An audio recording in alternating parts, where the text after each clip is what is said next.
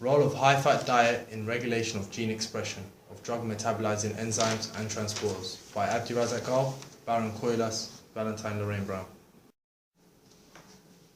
This study was carried out in order to analyze the gene regulation of phase 1 enzymes cytochrome 3A11, 2B10 and 2A4 and phase 2 enzymes UGT1A1, SULT1A1 and SULTN.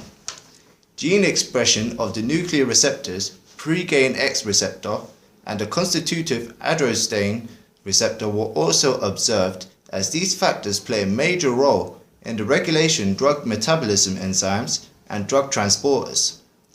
RNA levels of hepatic drug metabolism enzymes, transporters and their regulatory nuclear receptors were analyzed using real-time polymerase chain reaction. The drugs which needed to be broken down consisted of the muscle relaxant zoxyzolamine, CYP2E1 and CYP1A2 substrates, and the anesthetic midazolam, a CYP3A11 substrate. This was done to correlate whether weight could affect gene-specific reductions in DMEs, which could result in the rate at which the drug is metabolized, or more importantly, if the drug can be metabolized.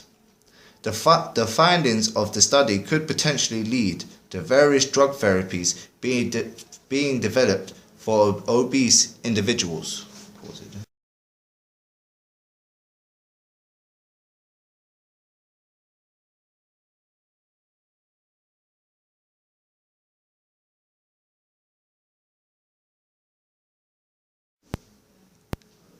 The study involved adult CD1 mice which were given either a high-fat diet containing roughly 60% calorie fat or a low-fat diet containing 10% calorie fat over the course of a 14-week period. Mice were first allowed to get accustomed to the lab facility for 14 days, to which they were then assigned into high or low-fat diet groups, being group 4 mice per cage. Mice cages were situated in a temperature and humidity controlled environment.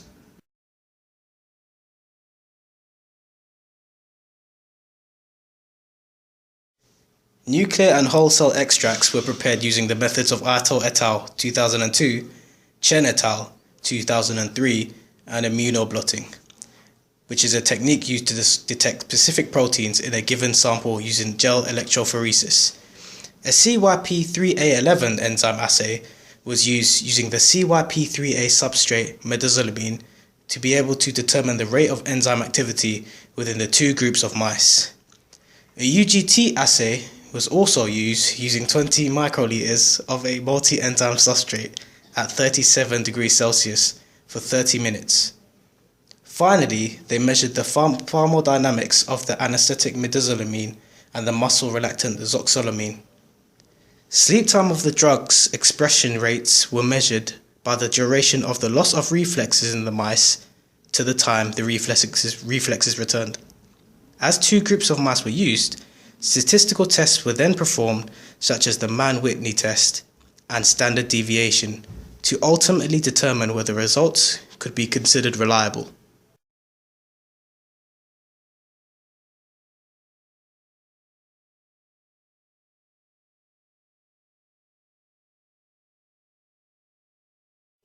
As you can see in Figure 1, the results showed that phase 1 enzymes cytochrome 3A11, 2B10 and 2A4 RNA levels were reduced by 30 to 60% in high-fat diet mice, as well as phase 2 enzymes UGT1A1, SULT1A1 and SULTN were also reduced by levels of up to 50 to 60%, as seen in Figure 2. Other phase 1 enzymes such as CYP2E1 and 1A2, which are from the drug zoxyzolamine, however, remain unaltered between the two variants of mice. Figure 3 shows the sleep time of the drug midazolamine was prolonged in the high-fat diet mice, while the sleep time of the drug zoxyzolamine remained unaltered. Protein levels of both phase 1 and 2 enzymes were both reduced down by levels of 50 to 60% in the high-fat diet mice compared to low-fat diet mice.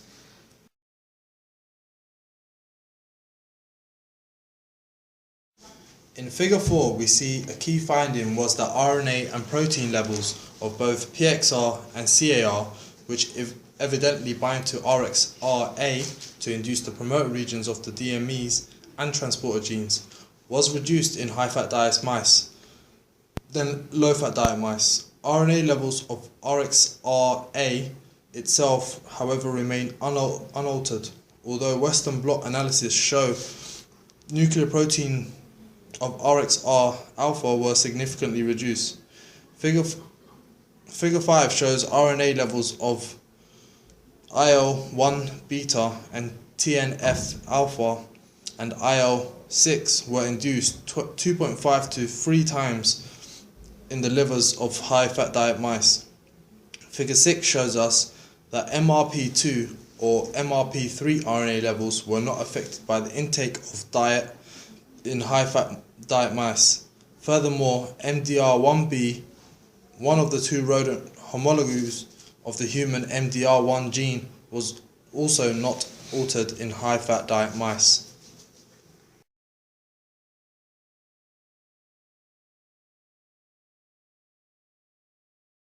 The results show that there is a statistical difference between the high diet mice and low-fat diet mice in terms of gene expression of a hepatic phase 1 and 2.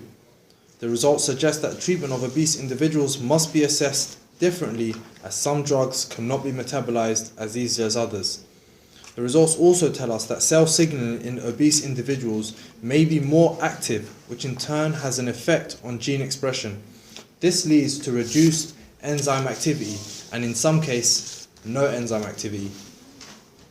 As the drug was not metabolized, this could potentially lead to toxicity in the patients. The fact that gene expression of key receptors was down means that the receptors could not bind together, making it unable to bind to the promoter region, so the gene could not be properly expressed, leading to reduced enzyme activity. Although RXR levels were not different between the 2 samples, nuclear protein levels within the RXR were down compared to low-fat diet mice. This could also add to the reduced gene expression. The connection between downregulation of receptors CAR and PXR, and to some extent RXR alpha, gives us a direct and consistent correlation to the reduced enzyme activity. Another factor in the difference between the DMEs of the high-fat diet mice and the low-fat diet mice was that pro-inflammatory cytokines and cell signaling had been induced. This increase in cytokines and cell signaling pathways in the liver is also consistent with the ultimately reduced gene expression. Pro-inflammatory cytokines and cell signaling pathways in the liver have been shown to be directly related in the regulation of the hepatic genes. Crosstalk between the pro-inflammatory cytokines, cell signaling pathways and the receptors involved all lead to reduced gene expression of the DMEs. We see that the metabolism of zoxylamine is not affected by obesity, so we can say that not all drug metabolism is directly related to obesity.